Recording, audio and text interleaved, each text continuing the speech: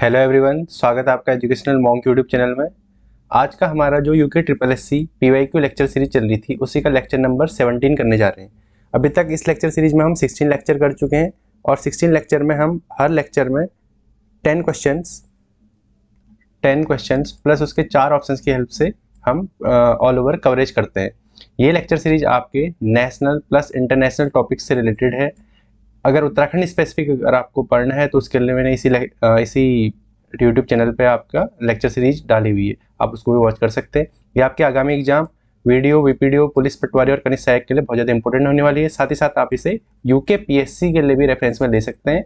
आज के लेक्चर की शुरुआत करते हैं आज के पहले क्वेश्चन से। आज का पहला क्वेश्चन है, संयुक्त राष्ट्र के सांस्कृतिक निकाय यानी कि यूनेस्को की बात हो रही है कि विश्व धरोहर समिति ने कुंभ मेले को मानवता की अमूर्त सांस्कृतिक विरासत की प्रतिनिधि श्रेणी में शामिल करने की घोषणा कब की। ये क्वेश्चन काफी टाइम एग्जाम में पूछा गया है कि यूनेस्को में कुंभ मेले को कब से डाला गया है, और इसी का आप इंग्लिश में यहाँ पे देख सकते हैं। तो यूनेस्को में कुंभ मेले को अमूर्त सांस्कृतिक धरोहर के रूप में, अमूर्त यानी कि जिसको हम टच नहीं कर सकते, तो इसमें कुंभ मेले को डाला गया है। और आपका रम्माण, उत्तराखंड से कुंभ मेला और रम्माण को डाला गया है। कुंभ मेले को जब डाला गया है वो डेट है आपकी, डेट इसमें देखो 2017 में डाला है, लेकिन इसने एग्जैक्ट डेट पूछ ली, तो ये डेट भी याद रखना 7 दिसंबर 2017 को। कुंभ को 7 दिसंबर 2017 को और रम्माण को 2009 में। इसका ईयर याद रख लीजिएगा 2009। ये तो हो गया अमूर्त, जिसको हम टच नहीं कर सकते। Intangible cultural heritage site. ऐसे टेंजिबल की बात करें यानी कि मूर्त, उत्तराखंड में मूर्त सांस्कृतिक धरोहर में किसको डाला गया है, तो सबसे पहले देखते हैं नंदा देवी को। नंदा देवी बायोस्फीयर रिजर्व को, नंदा देवी बायोस्फीयर रिजर्व को डाला था 1988 में, 1988 में। और फूलों की घाटी नेशनल पार्क को, फूलों की घाटी को ये डाला गया था 2005 में। ये भी फैक्ट आपको पता होना चाहिए। 2005 में फूलों की घाटी को, 1988 में नंदा देवी बायोस्फीयर रिजर्व को, नंदा देवी जैव आरक्षित क्षेत्र को। अगला क्वेश्चन देखते हैं, पूर्वोत्तर के विकास पर समग्र ध्यान देने के लिए भारत सरकार ने पूर्वोत्तर परिषद यानी कि नॉर्थ ईस्टर्न काउंसिल की स्थापना की गई थी। ये कब की थी? नॉर्थ ईस्टर्न काउंसिल को बेसिकली बनाया गया था जो पूर्वोत्तर के हमारे राज्य हैं, जो 7 सिस्टर्स बोला जाता है, उनकी डेवलपमेंट के लिए। तो ये किया गया था 1971 में। पूर्वोत्तर परिषद की स्थापना की गई थी 1971 में। और इसका जो हेडक्वार्टर है ये भी आपको पता होना चाहिए, ये कहाँ है आपका? शिलोंग। शिलोंग किसकी कैपिटल है? कमेंट सेक्शन में आंसर कीजिए। मेघालय, ठीक है, मेघालय की कैपिटल शिलोंग में। और इसमें जो है आपके पूर्वोत्तर के 8 राज्य शामिल हैं। वैसे 7 सिस्टर्स हैं, लेकिन इसमें सिक्किम भी अगर इंक्लूड कर दे तो 8 राज्य शामिल हो जाते हैं। तो 8 राज्यों को मिलाकर इसमें पूर्वोत्तर परिषद बनाई गई। इसमें जो रिप्रेजेंट करते हैं वो सारे चीफ मिनिस्टर, जो पूर्वोत्तर राज्यों के चीफ मिनिस्टर और गवर्नर्स इसमें शामिल होते हैं। वही डेवलपमेंट के लिए इसमें पॉलिसीज बनाते हैं। अगला क्वेश्चन देखते हैं, भारत में अदृश्य बेरोजगारी सबसे ज्यादा किस क्षेत्र में पाई जाती है? अदृश्य बेरोजगारी या इनविजिबल अनएम्प्लॉयमेंट, ये जो है ये आपका किस क्षेत्र में मिलता है? ये आपका मिलता है कृषि क्षेत्र में। अब अनएम्प्लॉयमेंट क्या होता है उसको थोड़ा समझ लेते हैं अब, और साथ में इसको ये भी देखेंगे कि अदृश्य बेरोजगारी क्या है। तो बेरोजगारी जो टर्म है इसकी डेफिनेशन भी आपको पता होनी चाहिए। जब कोई योग्य व्यक्ति जो काम करने में सक्षम है और इच्छुक है, यानी कि सक्षम है और साथ ही साथ उसकी इच्छा है काम करने की, उससे रोजगार नहीं मिलता, तो उस कंडीशन को बोला जाता है बेरोजगार। ये डेफिनेशन आपको पता होना चाहिए। इस तरीके से भी कभी कभी क्वेश्चन बन जाते हैं। अब इसमें देखते हैं बेरोजगारी के प्रकार। सबसे पहले स्ट्रक्चरल अनएम्प्लॉयमेंट यानी कि संरचनात्मक बेरोजगारी। ये इसलिए होती है जैसे फॉर एग्जांपल जैसे अभी AI का जमाना है, किसी ने खुद को AI में अपग्रेड नहीं करा तो वो क्या रहे, पिछड़ा रह जाएगा, उसको बेरोजगारी का सामना करना पड़ेगा, क्योंकि AI की जरूरत है और AI नहीं है तो उसको हटा देंगे। तो ये स्ट्रक्चरल अनएम्प्लॉयमेंट की श्रेणी में आते हैं। ऐसे चक्रीय बेरोजगारी मतलब साइक्लिकल अनएम्प्लॉयमेंट, यानी कि इसको इस तरीके से बोल सकते हैं कि जैसे कोई व्यक्ति कहीं काम कर रहा है, फिर उसने वहाँ काम छोड़ दिया, या एक बोल सकते हैं कि उसको काम से हटा दिया गया, फिर दोबारा से वो काम करने लग गया। मतलब इस तरीके से कभी उसकी जरूरत पड़ रही है तो उसको काम पे ले रहे हैं, नहीं पड़ रही तो हटा दे रहे हैं। तो ये साइक्लिकल अनएम्प्लॉयमेंट की श्रेणी में आ जाता है। इस तरीके से मौसमी बेरोजगारी यानी कृषि क्षेत्र में पाई जाती है। जैसे फसल कटने के समय आपको रोजगार मिल गया, फिर जैसे फसल कटी, बुवाई हुई, उस फिर आप बेरोजगार हो गए। इस तरीके की बेरोजगारी मौसमी बेरोजगारी होती है। ऐसे स्वैच्छिक बेरोजगारी, किसी ने कंपनी स्विच करी, मतलब कुछ समय के लिए, जैसे 1 महीने के लिए उसने कुछ काम नहीं करा, वो स्विच करने में रहा, इंटरव्यू देने में रहा, तो इस तरीके से ये क्या होती है? स्वैच्छिक बेरोजगारी, प्रतिरोधात्मक बेरोजगारी। ऐसे ही अंडर एम्प्लॉयमेंट, अंडर एम्प्लॉयमेंट मतलब कोई काम करना चाहता है, उसको जैसे फॉर एग्जांपल उसकी स्किल्स ऐसी हैं कि उसको सैलरी मिलनी चाहिए 20,000 रुपये, लेकिन वो कितने सैलरी पे काम कर रहा है, 5,000 की सैलरी पे काम कर रहे हैं, तो अंडर एम्प्लॉयमेंट की श्रेणी में आता है अल्प रोजगार। ऐसे ही प्रचंड बेरोजगारी जो कृषि क्षेत्र में पाई जाती है, जिसको डिसगाइज्ड या हिडन अनएम्प्लॉयमेंट भी बोला जाता है, ये आपकी पाई जाती है कृषि क्षेत्र में, यानी कि जहाँ लोगों की ज़रूरत है, जहाँ लोगों एक व्यक्ति की ज़रूरत है और वहाँ पूरे की पूरी फैमिली यानी कि 5 लोग काम कर रहे हैं, ये क्या है, अदृश्य बेरोजगारी, जिसके बारे में हमसे क्वेश्चन में पूछा गया था। तो सबसे ज़्यादा जो अदृश्य बेरोजगारी कहाँ पाई जाती है, कृषि क्षेत्र में, ठीक है। इसी को प्रचंड बेरोजगारी, डिसगाइज्ड अनएम्प्लॉयमेंट या हिडन अनएम्प्लॉयमेंट भी बोला जाता है। अगला क्वेश्चन देखते हैं, सरकारी बजट क्या प्रदर्शित करता है। सबसे पहले सरकारी बजट यानी कि बजट में जो बजट वर्ड है, ये इसका संविधान में कहाँ वर्णन है, ये क्वेश्चन बनता है। संविधान में इसका कहीं भी वर्णन नहीं है। संविधान में बजट के बजाय एनुअल फाइनेंशियल स्टेटमेंट यानी कि वार्षिक वित्तीय विवरण का आपका वर्णन मिलता है, ये मिलता है अनुच्छेद 112 में। ये सबसे पहली चीज़ तो ये पता होनी चाहिए। और बजट में क्या क्या चीज़ें होती हैं, अब इसके ऑप्शंस को जरा देखते हैं। सरकार के नए कार्यक्रम, बिल्कुल नए कार्यक्रम, नई योजनाओं की घोषणा होती है। सरकार के आय व्यय का विवरण, बजट है ही क्या, आय व्यय का विवरण ही तो है, ये चीज़ तो होगी डेफिनेटली, ये भी सही है। दो सही हो गए तो ऑब्वियस सी बात है, कोई एक इंडिविजुअल तो होगा नहीं, तो उपयुक्त सभी। या तीसरा ये भी देख लेते हैं, सरकार का आर्थिक नीति का दस्तावेज यानी कि इकोनॉमिक पॉलिसी आपका आता है, इकोनॉमिक सर्वे आता है, ये बिल्कुल इसमें उपयुक्त सभी सारे के सारे सही आंसर है। अगला क्वेश्चन, इसी में थोड़ा सा बजट के बारे में थोड़ा सा और डिस्कस कर लेते हैं। जो भारत का जो संघीय बजट है, ये क्या आता है, 8 चरणों में तैयार किया जाता है, जिसमें तैयारी, संसद में प्रस्तुति, चर्चा, अनुमोदन और कार्यान्वयन शामिल होते हैं। तो इसमें सबसे पहले आती है तैयारी और निर्माण। इसको तैयार कौन करता है, economic affairs, department of economic affairs इसको तैयार करता है, यानी कि आर्थिक मामलों का जो डिपार्टमेंट है वो इसे तैयार करता है। फिर इसका समेकन एवं समीक्षा होती है, यानी कि कंसोलिडेशन और रिव्यू होता है। फिर इकोनॉमिक सर्वे आता है, यानी कि आर्थिक सर्वेक्षण आता है। फिर इसको संसद में प्रस्तुत किया जाता है। फिर इस पर सामान्य चर्चा होती है और इसकी समीक्षा होती है, स्क्रूटनी होती है। फिर उसके बाद जो इसमें डिमांड फॉर ग्रांट्स, ये पता होनी चाहिए, जो सीक्वेंस है ना, ये आपको पता होनी चाहिए। डिमांड फॉर ग्रांट्स किया जाता है, यानी कि वोटिंग की जाती है मांगों पर। फिर अप्रोप्रिएशन और फाइनेंस बिल पास किया जाता है, तब जाके फिर इसका कार्यान्वयन और निगरानी यानी कि इम्प्लीमेंटेशन और मॉनिटरिंग की जाती है। इसी का आप यहाँ पे इंग्लिश में देख सकते हैं। अच्छा, बजट से एक आध फैक्ट और भी पता होने चाहिए आपको। सबसे ज़्यादा बार अभी तक का जो रिकॉर्ड है वो 10 बार का बजट प्रस्तुत करने का किसका है, मोरारजी देसाई का है। जो अभी जो है 9th टाइम जो निर्मला सीतारमण जी ने बजट पेश करा है, शायद वो मोरारजी देसाई का रिकॉर्ड तोड़ भी दें अभी 9th टाइम, यानी कि 2026 में 9वीं बार निर्मला सीतारमण जी ने बजट प्रस्तुत करा है। ये बजट के बारे में कुछ फैक्ट पता होनी चाहिए। और बजट पहले क्या आता था, 28 फरवरी को आता था, 28 फरवरी की शाम को आता था, लेकिन अब क्या कर दिया है, 1 फरवरी की दिन में, यानी कि सुबह प्रस्तुत किया जाता है 11 बजे के आसपास। तो 28 फरवरी की शाम को आता था। ये कब तक आता था, 2016 तक। 2017 से क्या कर दिया, अरुण जेटली उस टाइम पे आपके फाइनेंस मिनिस्टर थे, 1 फरवरी से सुबह 11 बजे के आपका बजट प्रस्तुत किया जाता है। ये अंग्रेजों की प्रथा थी 28 फरवरी को लाने की, फिर जो गवर्नमेंट है उसने चेंज करके 1 फरवरी का दिन अब से 1 फरवरी को बजट प्रस्तुत किया जाता है। और उससे पहले दिन क्या आता है, इकोनॉमिक सर्वे आता है। अगला क्वेश्चन देखते हैं, संविधान सभा के सदस्यों का चुनाव किस आधार पर किया गया था। संविधान सभा जैसे ही आता है आपको तुरंत दिमाग में आना चाहिए, संविधान सभा ही क्या थी, 1947 में जब देश आज़ाद हुआ था, इसी ने एज अ गवर्नमेंट काम किया था। ये चीज़ आपको पता होनी चाहिए। तो संविधान सभा को किस गठन जो किया गया था, वो किया गया था कैबिनेट मिशन के तहत। कैबिनेट मिशन के तहत किया गया था। कैबिनेट मिशन कब आया था, कमेंट सेक्शन में आप आंसर करके पॉज करके इसका आंसर कीजिए। 1946 में जो कैबिनेट मिशन आया था, उसने संविधान सभा के लिए तहत बहुत सारी चीज़ें बताई थी, संविधान सभा का गठन किस तरीके से किया जाएगा, क्या होगा। अच्छा, अब क्वेश्चन क्या पूछा गया है उसको भी थोड़ा देख लेते हैं।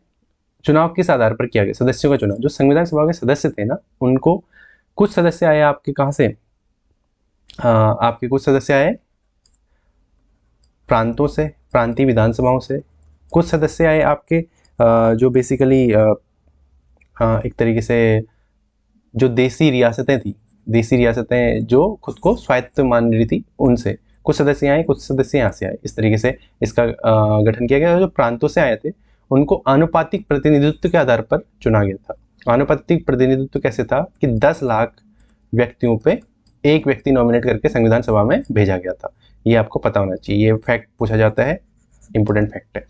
इसी से आपका आंसर निकल जाएगा। प्रांतीय विधानसभाओं से आनुपातिक प्रतिनिधित्व के एकल संक्रमणीय वोट प्रणाली द्वारा, यानी कि सिंगल ट्रांसफरेबल वोट के द्वारा आनुपातिक प्रतिनिधित्व के तहत क्या किया गया था, संविधान सभा के सदस्यों का चुनाव किया गया था और कुछ देशी रियासतों से चुन के भेजे गए थे। तो कैबिनेट मिशन के तहत क्या हुआ, संविधान सभा का गठन किया गया और संविधान सभा की जो पहली बैठक हुई थी वो कब हुई थी, वो आपकी हुई थी, फर्स्ट बैठक जो हुई थी 9 दिसंबर 1946 को। ये फैक्ट आपको पता होना चाहिए। और इसके जो अध्यक्ष थे कौन थे, सच्चिदानंद सिन्हा जी, सच्चिदानंद सिन्हा, ये थे अस्थाई अध्यक्ष।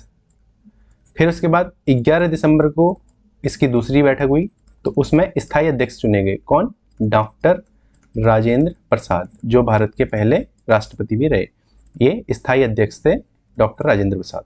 फिर क्या हुआ, 13 दिसंबर, ये डेट भी आपको पता होना चाहिए, 13 दिसंबर 1946 को क्या किया गया, संविधान सभा द्वारा उद्देश्य प्रस्ताव पटल पे रखा गया, किसके द्वारा, नेहरू के द्वारा, और इसको इंक्लूड कर लिया गया। ठीक है, उद्देश्य प्रस्ताव ही बाद में आपका प्रीएम्बल का स्थान लेता है, यानी कि प्रस्तावना का, संविधान की जो प्रस्तावना है उसका स्थान ले लेता है। इस तरीके से ये सब फैक्ट आपको पता होना चाहिए। और प्रांतों और देशी रियासतों से टोटल कितने लोग चुने गए थे, 299। इसमें मुस्लिम लीग भी इंक्लूड करी थी, लेकिन उन्होंने बहिष्कार कर दिया था, तो लास्ट में कितने, 299 बचे थे, जिसमें से 284 ने संविधान सभा पर हस्ताक्षर करे, संविधान सभा के जो आपकी संविधान सभा गठित की गई थी उसमें हस्ताक्षर किए गए 284 सदस्यों द्वारा। अगला क्वेश्चन देखते हैं, भारतीय पुरातत्व का जनक किसे कहा जाता है, father of Indian archaeology, Indian archaeology का फादर किसे कहा जाता है, जिन्होंने एएसआई की स्थापना करी थी। एएसआई की स्थापना किसने करी थी, एएसआई की स्थापना करने वाले कौन थे, अलेक्जेंडर कनिंघम। डायरेक्ट फैक्ट वाला क्वेश्चन है, अलेक्जेंडर कनिंघम ने एएसआई की स्थापना करी थी। आर्कियोलॉजिकल सर्वे ऑफ इंडिया की स्थापना कब करी गई थी, 1861 में। अच्छा, अब इसमें जॉन मार्शल और दयाराम साहनी, ये भी क्या आर्कियोलॉजी से संबंधित है। जॉन मार्शल जो थे, जो आपका उत्खनन किया गया था किसका, हड़प्पा, पहली जो साइट ढूंढी गई थी हड़प्पा थी, कब ढूंढी गई थी, 1921 में। किसने ढूंढी थी, दयाराम साहनी जी ने, डीआरएस। और हड़प्पा के साथ साथ आपकी कौन सी, मोहनजोदड़ो, जो सिंधु घाटी सभ्यता के दो प्रमुख शहर हैं, हड़प्पा और मोहनजोदड़ो। मोहनजोदड़ो की खोज किसने करी थी, 1922 में, राखाल दास बनर्जी, आरडीबी। और इस समय जो आर्कियोलॉजिकल सर्वे ऑफ इंडिया के अध्यक्ष थे वो कौन थे, जॉन मार्शल, ये आपको पता होना चाहिए। और दयाराम साहनी के बारे में हमने देखा, हड़प्पा की खोज करता। अगला क्वेश्चन देखते हैं, सर्दियों के आरंभ में तमिलनाडु के तटीय प्रदेशों में वर्षा किस कारण होती है।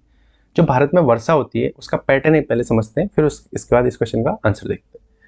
तो भारत में वर्षा का पैटर्न इस तरीके से रहता है, जब आपका क्या होता है, गर्मियों के टाइम पे, यानी कि जून के स्टार्टिंग में, यहाँ पे आपका मैस्करीन हाई है, यहाँ से क्या होती है, हवाएं इस तरीके से इंडिया में एंटर करती हैं। ये किस तरफ से आ रही है, अगर ये भारत की पोजीशन देखें तो ये कौन सा साइड है, ये वेस्ट और साउथ, वेस्ट साउथ, यानी कि पश्चिम, दक्षिण पश्चिम। दक्षिण पश्चिम से आपकी क्या आता है, मानसून आता है। सबसे पहले केरला में एंटर करता है, फिर धीरे धीरे यहाँ जाता है और यहाँ हिमालय से टकरा के फिर पूरे भारत में इस तरीके से बारिश होती है। तो ये तो क्या हो गया, जून की बात हो गई। जब वापस होता है, यानी कि गर्मियों की बात होगी, भारत में गर्मियों की बात होगी, तो इस तरीके से। अब जब वापसी में, यानी कि सितंबर अक्टूबर के टाइम पे क्या होता है, रिट्रीटिंग मानसून, यानी कि वापसी जब होती है, वापसी किस तरीके से होती है, इस तरीके से। कहाँ से आ रही है, ये भारत का अगर देखा जाए तो कौन सा इलाका है, ये आपका उत्तर और पूर्व। अगर आप इसको इस तरीके से देखें तो ये क्या होगा, ईस्ट वेस्ट नॉर्थ साउथ। जब आ रहा है तो कहाँ से आ रहा है, वेस्ट और साउथ से, यानी कि दक्षिण पश्चिम से। और जब वापस आ रहा है तो कहाँ से आ रहा है, यहाँ से आ रहा है ना, यानी कि नॉर्थ ईस्ट, यानी कि उत्तर पूर्व मानसून से। इस तरीके से यहाँ ये आपका तमिलनाडु के तट पे, केरला में, केरला के कुछ पार्टों में, यहाँ तक, यहाँ इस तरीके से बारिश करता है, आंध्रा तमिलनाडु इस वाले रीजन में। तो ये कौन सा है, उत्तर पूर्वी मानसून। ये कब आता है, विंटर में, सितंबर अक्टूबर के समय। तो इस क्वेश्चन का अगर राइट आंसर देखें तो क्या होगा, उत्तर पूर्वी मानसून के कारण ही क्या होती है, तमिलनाडु के तटीय प्रदेशों में वर्षा होती है। अगला क्वेश्चन देखते हैं, निम्नलिखित में से कौन सा संगठन world economic outlook, WEO, world economic outlook को प्रदर्शित करता है। इंपोर्टेंट क्वेश्चन है, बार बार एग्जाम में पूछा गया है, वर्ल्ड इकोनॉमिक आउटलुक को कौन प्रदर्शित करता है, अंतर्राष्ट्रीय मुद्रा कोष, यानी कि IMF, इंटरनेशनल मॉनिटरी फंड, जिससे पाकिस्तान बार बार बेल आउट लेते रहता है। पाकिस्तान भीख मांगने के लिए यही जाता है IMF के पास। ठीक है, इंडिया को भी एक बार जरूरत पड़ी थी 1991 में, जब क्या हुआ था, इंडिया में इकोनॉमिक क्राइसिस आ गया था एक तरीके से, यानी कि जो आर्थिक रूप से इंडिया की हालत काफ़ी ख़राब हो गई थी। सिर्फ एक बार इंडिया गया है IMF के पास 1991 के समय। लेकिन पाकिस्तान तो इस पे जाते रहते हैं। अच्छा, इससे IMF से रिलेटेड फैक्ट भी आपको पता होनी चाहिए। IMF की स्थापना किसके तहत हुई थी? ब्रेटन वुड कॉन्फ्रेंस हुई थी आपकी 1944 में। ब्रेटन वुड कॉन्फ्रेंस के तहत क्या हुआ था? IMF और वर्ल्ड बैंक इन्हीं को क्या बोला जाता है? ब्रेटन वुड चाइल्ड बोला जाता है। IMF और world bank Brayton would conference के तहत आए थे 1944 में। और IMF एक तो क्या करता है आपका वर्ल्ड इकोनॉमिक आउटलुक प्रदर्शित करता है, और एक और रिपोर्ट प्रदर्शित करता है जिसका नाम आपको पता होना चाहिए, ये भी इंपॉर्टेंट रिपोर्ट है, ग्लोबल फाइनेंशियल स्टेबिलिटी रिपोर्ट। इसको आप नोट भी कर सकते हैं, इंपॉर्टेंट है। ग्लोबल फाइनेंशियल स्टेबिलिटी रिपोर्ट और वर्ल्ड इकोनॉमिक आउटलुक, ये दो इंपॉर्टेंट रिपोर्ट कौन? IMF प्रदर्शित करते हैं। अगला क्वेश्चन देखते हैं, भारतीय संसद में एक तारांकित प्रश्न के लिए क्या आवश्यक है? तारांकित प्रश्न क्या होता है? अब प्रश्न काल क्या होता है संसद में? जब भी संसद का सेशन चलते हैं, संसद के सेशन कौन से होते हैं? बजट सेशन होता है, विंटर सेशन होता है और मानसून सेशन होता है। 3 सेशन होते हैं, यानी कि बजट सत्र और आपका शीतकालीन सत्र और मानसून सत्र, 3 सत्र चलते हैं भारत में संसद के। तो संसद में जो प्रश्न काल होता है, प्रश्न काल का समय होता है आपका 11 से 12 बजे। 11 से 12 बजे क्या होता है? प्रश्नकाल होता है। प्रश्नकाल के तुरंत बाद क्या होता है? शून्यकाल होता है। शून्यकाल कब से कब होता है? 12 बजे से स्टार्ट हो जाता है। 12 बजे से शून्यकाल स्टार्ट हो जाता है। तो शून्यकाल के समय क्या होता है? अच्छा, ये चीज पता होनी चाहिए, शून्यकाल के समय ही क्या होता है इसमें अध्यक्ष से पूर्वानुमति लेकर, संसद का जो अध्यक्ष होता है उससे पूर्वानुमति लेकर यहाँ पे महत्वपूर्ण प्रश्नों को पूछा जा सकता है। किसमें? शून्यकाल की बात कर रहे हैं। शून्यकाल के बारे में आपको पता होना चाहिए। अच्छा, प्रश्नकाल में 3 तरह के प्रश्न पूछे जाते हैं। एक तो होते हैं तारांकित यानी कि स्टार्ट क्वेश्चन। दूसरे होते हैं अतारांकित यानी कि अस्टार्ट क्वेश्चन, नॉन स्टार्ट क्वेश्चन बोल सकते हैं। तारांकित, अतारांकित और अल्प सूचना प्रश्न, ठीक है। 3 तरह के प्रश्न पूछे जाते हैं। तारांकित प्रश्न के लिए क्या होता है? मौखिक रूप में उत्तर दिया जाता है।